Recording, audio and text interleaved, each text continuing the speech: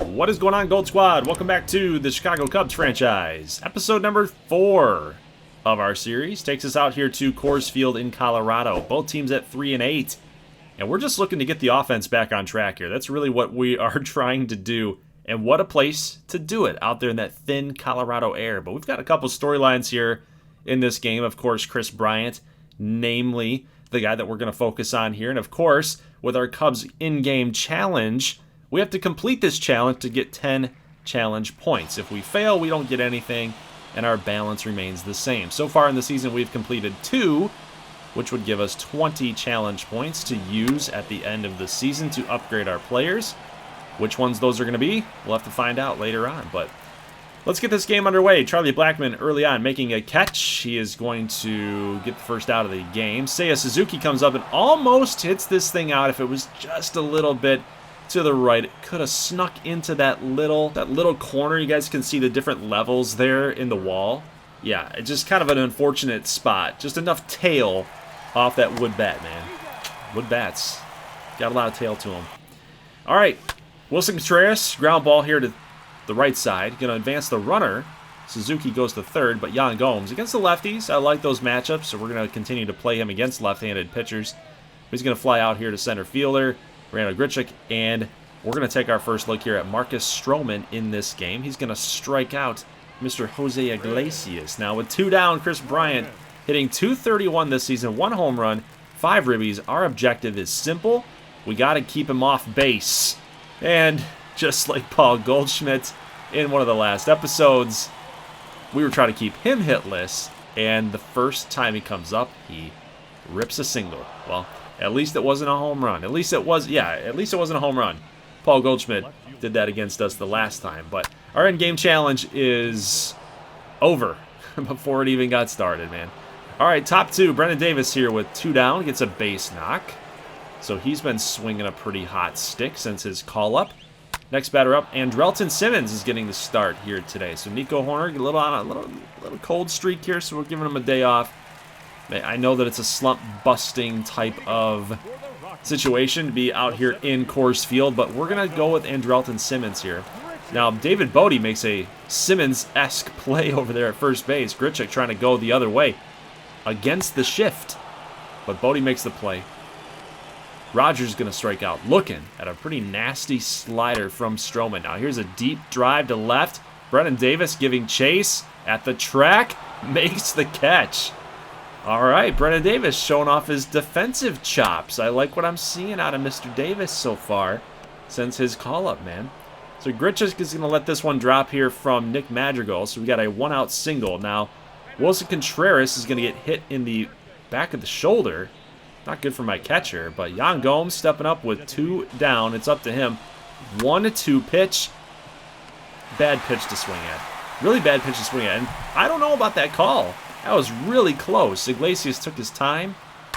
Barely got Wilson Contreras out at second base, but here's Simmons with a chance. First time we've seen him have a ground ball hit toward him there.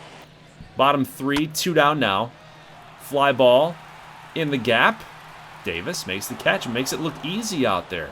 He's got enough speed. Can be a left fielder, can be a center fielder. He is a primary center fielder. Top 4, 0-1 count, and Davis gets a circle change, and take a look at this. It's going to keep carrying. Bryant looking up. It's gone! Brennan Davis gives the Cubs the lead, 1-0 here, and that's his first Major League home run off of Austin Gomber. Ooh, Brennan Davis having himself quite a game here today. He's got a couple nice defensive plays, had that single early on in his first AB, and now a home run to give us the lead as his first Major League dinger. Good swing, man. Good swing. I like it. Teammates giving the rookie some love. And now let's go to the bottom of the 4th. And just like that, just as soon as we got the lead, we're going to give it up here. That cool Colorado air. Making things fly. Randall Grichuk, 2-run shots, 425, 105 off the bat. It's starting to feel a little bit like deja vu. We've gotten 3 games in this series. We've lost 2 of them. In kind of similar fashion, we have not been able to stop the long ball in certain situations. It's getting a little worrisome here. So 2-1, there's a lot of baseball left to be played. we got ourselves a chance here. But Suzuki is going to let this one fall, just not quite fast enough. Took a good angle to it, but, you know, when you get sucked into that CPU animation, they stop. He tried to extend that arm out, extend that glove arm out, just couldn't quite grab it. And it's going to lead to a 2-out double. Now here we've got a line drive, a little pop-up here actually to Nick Madrigal makes the catch, and we're out of the inning. But not before the damage was done. Grichuk getting him up on the board. We got to get some more runs here, boys. Come on. Madrigal, base knock right up the middle. Nice solid shot there for Nicky M. Made that up. Don't even know what's his nickname, but I made that up. Now take a look at this, guys, as we keep up with the laughs here. Home run, Wilson Contreras, or what? No? I've got to advance the runners now? A fan's throwing the ball in? Oh my God, a fan is throwing the ball in for Jose Iglesias. And if I didn't move the runners, we would have cost ourselves runs right there. Contreras obviously out of gas, but really for no reason. It's a home run here, and I want you to take a look at this. Snapshot that. That is Chris Bryant pulling out voodoo magic against his former team. What is even going on right now? This is kind of like, it reminds me of that old commercial, the Nike commercial with Ken Griffey. When I was a kid, I used to watch this on, you know, it'd show up on Nickelodeon sometimes. Yeah, I'm showing my age, guys. 90s kid all the way. But look at this throw, of course, Griffey. Boom! All the way from California to New York. You're done. You're done. Of course, it has to happen against the Yankees, right? I hate the freaking Yankees. But it just reminded me of that. That was kind of hilarious. He's channeling his inner Ken Griffey Jr. in fantasy mode. Just funny to me. Seiya Suzuki not going to let this one go by him. Makes that catch look easy right there. That was a hard-hit ball, but he made it. All right, CJ Cron, after a base knock here, he's going to line drive this thing right at Simmons. He steps on the bag himself, makes a throw, and nice scoop. Nice scoop by David Bodie. Chacin coming on. This guy has been around. Veteran pitcher taking on Seiya Suzuki. Top 7, 3-1 pitch, and Suzuki just missed. Look at that sinker pitch location, just outside the PCI. We could have done some real damage with that. Seiya's having a real nice season for us, in gameplay at least. Bottom 7 here, Stroman is still firing. And this base knock here is going to get runner in scoring position here for the Rockies here late. That is a huge base runner to have here with 2 down. Next batter up, we've got Elias Diaz going to send this line drive here to Nick Madrigal, and we get out of it. So kudos to Marcus Stroman for shutting this part of the lineup down. Now here, we've got Simmons up. He's going to line drive it to CJ Cron. That's it for top of the 8th for the Cubbies. Now it's up to Brennan Davis. You got to get on your horse. I feel like if we would have made a dive right there, we would have given ourselves a good shot. We knew it was going to get to the wall anyway. We maybe should have given it a try. Davis here against 99 speed. That's just not a battle he's going to win. Contreras fields cleanly, but that's going to tie the game up. And it's Jose Iglesias tying it up. Now Stroman's night is done. We're going with Rowan Wick. And maybe, just maybe, that was not a good decision. Curveball. Hitters can get underneath it. Just send it up into the Colorado air. Yeah, maybe that just wasn't the smart pitch to do there. Just knowing the game, knowing baseball. I should have been thinking about that. but I wasn't. It was a good curveball, though. I mean, that's what's crazy. But when you're going up against Charlie Blackmon, righty against lefty, that's not really a battle you are going to win more times than not. Take a look at that curveball. Just got way out in front of it just even before it started its break. And the rest is history. So Colorado up 5-3. Grichuk's going to strike out here against Wick. And now it is up to the Cubbies offense. Alex Colomé coming on. Top 9. Patrick Whizbomb. Line drive variety. Make this thing 5-4 with nobody down. I think we can make a comeback, boys. We are down by 1 measly little run. And our offense has not been too bad today. It's been actually pretty good. Still nobody down. Brennan Davis, who has been hot. He's going to send a line fly ball out there. That's going to be off the wall. Why couldn't that be another home run for Davis? Shooting for his 2nd of the game, but yeah, he's pumped up, and rightfully so. We're in business here. Andrelton Simmons, looks like that's going to maybe fall. Davis has to stay put there. Bryant can't make the catch. He lets it fall in. Davis cannot go. He cannot run on that. If Bryant makes that catch, we just lost our runner in scoring position.